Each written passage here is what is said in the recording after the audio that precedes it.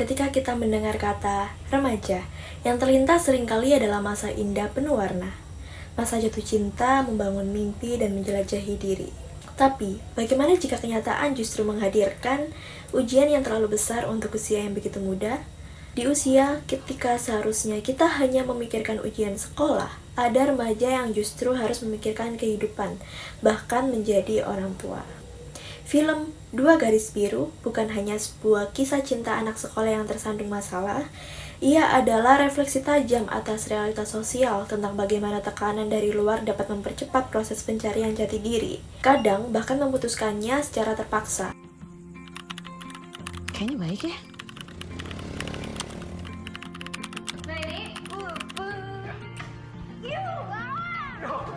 Majuan.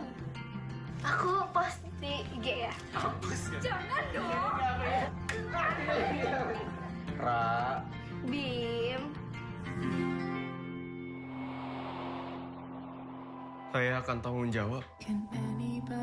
Kamu mau tanggung jawab kan? Iya kan? Mulai hari ini. Banget sih lo. Lo tau gak sih kalau lo tuh goblok namanya?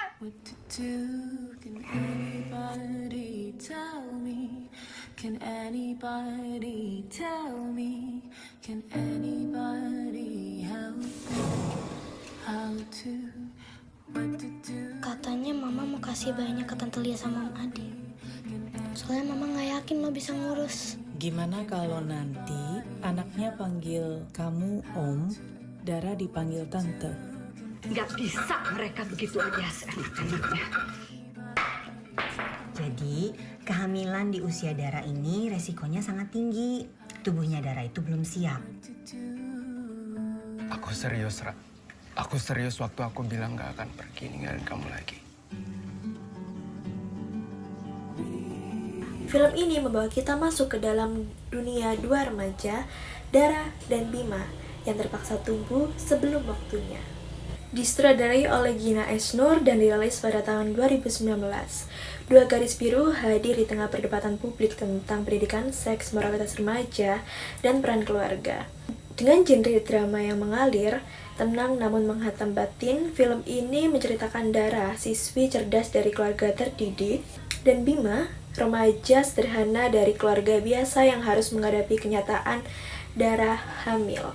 Film ini menyoroti bahwa kehamilan remaja bukan semata-mata kesalahan pribadi, tapi buah dari sistem yang rapuh, pendidikan yang tidak terbuka, budaya malu, dan komunikasi keluarga yang kaku. Ini nggak usah pulang ke rumah.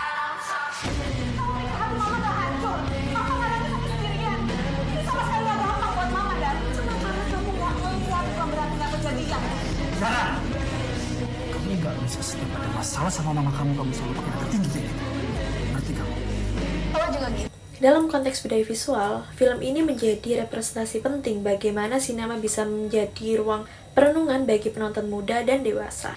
Krisis identitas adalah fase yang seringkali tak terlihat, namun terasa menyiksa. Menurut Erik Erikson, krisis identitas muncul ketika seorang berjuang menemukan peran dan arah dalam hidup. Dalam film ini, Dara dan Bima tidak hanya menghadapi kehamilan, tetapi juga krisis keberadaan. Dara digambarkan sebagai gadis ambisius, memiliki mimpi kuliah ke Korea, dan hidup mandiri. Namun semua itu seakan runtuh begitu Dua Garis Biru muncul di alat tes kehamilan.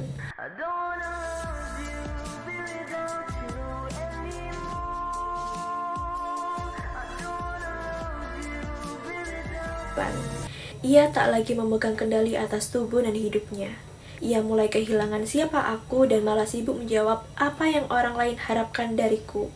Sementara Bima, di tengah keterbatasannya, berusaha tampil sebagai anak laki-laki yang bertanggung jawab. Tapi ia tidak pernah sungguh-sungguh siap.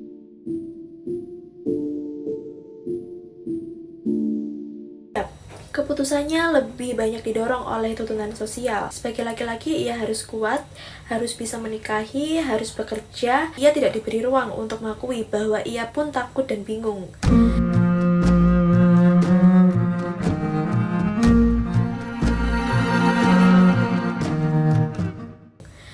Kita menyaksikan bagaimana dua anak muda ini dipaksa mengenakan peran dewasa, menjadi orang tua, menjadi pasangan suami istri, padahal mereka belum selesai menjadi remaja. Disinilah krisis identitas memuncak, ketika aku yang ideal bertabrakan dengan aku yang diwajibkan oleh dunia. Film ini juga memperlihatkan bagaimana sistem sosial membentuk bahkan menggarus identitas remaja. Begitu kabar kehamilan menyebar, mereka berdua tak hanya dikucilkan tapi juga dicap. Di mata masyarakat, Dara berubah dari siswi yang teladan menjadi gadis nakal yang mempermalukan keluarga. Disinilah stigma bekerja. Identitas Dara bukan lagi miliknya sendiri, tapi milik masyarakat yang menilainya.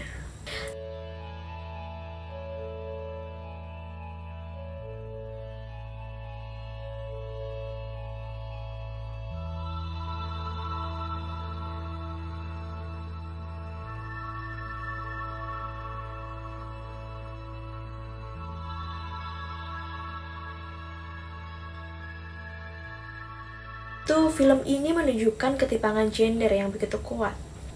Tekanan sosial yang dirasakan Dara jauh lebih berat. Ia yang dikeluarkan dari sekolah, ia yang ditolak oleh keluarganya, ia juga yang dipojokkan.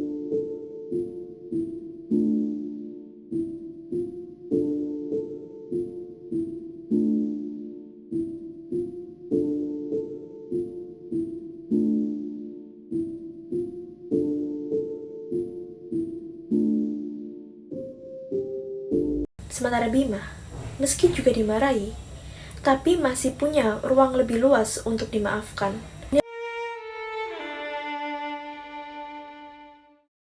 Inilah cerminan patriarki dalam budaya kita, perempuan yang harus menanggung beban moral lebih besar.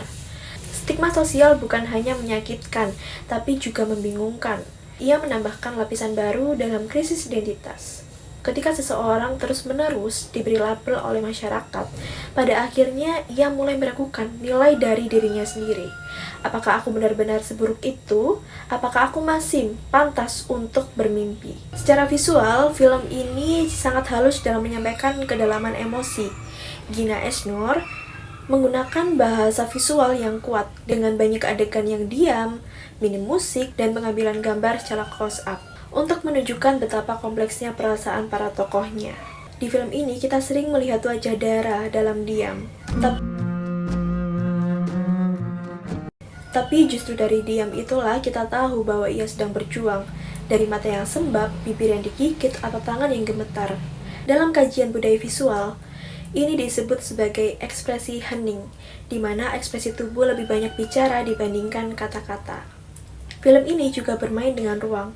Kamar Dara yang semakin sempit, ruang makan yang sunyi, tangga yang seakan-akan tidak berujung, semua itu menjadi metafora krisis dan keterjebakan. Warna-warna yang digunakan pun cenderung pastel dan pucat sebagai simbol harapan yang mulai luntur. Satu hal yang menarik adalah penggunaan cermin dan jendela. Cermin mencerminkan refleksi identitas yang retak, sementara jendela selalu menjadi penanda keluar sebuah harapan akan dunia lain yang mungkin masih menanti. Dua Garis Biru adalah film yang menantang kita untuk lebih jujur dalam melihat sebuah realitas. Ia mengingatkan bahwa remaja bukan hanya sosok yang penuh semangat, tapi juga penuh luka yang sering tidak terlihat. Mereka butuh ruang aman untuk keliru, untuk belajar, untuk memulihkan diri. Dalam konteks budaya visual, film ini adalah cermin dari kehidupan masyarakat kita yang masih sering menyederhanakan masalah kompleks menjadi hukuman. Identitas remaja bukanlah suatu yang bisa ditentukan oleh satu kejadian. Ia adalah perjalanan panjang dari setiap individu yang berhak menjalani perjalanan itu.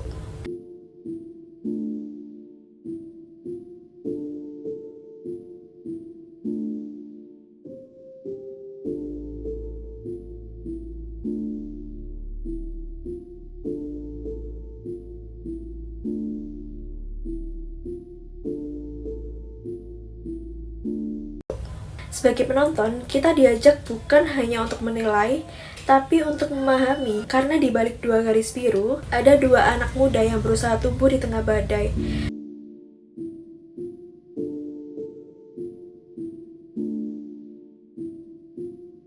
Dan kita, sebagai masyarakat, punya pilihan, menjadi badai tambahan, atau menjadi pelabuhan yang aman.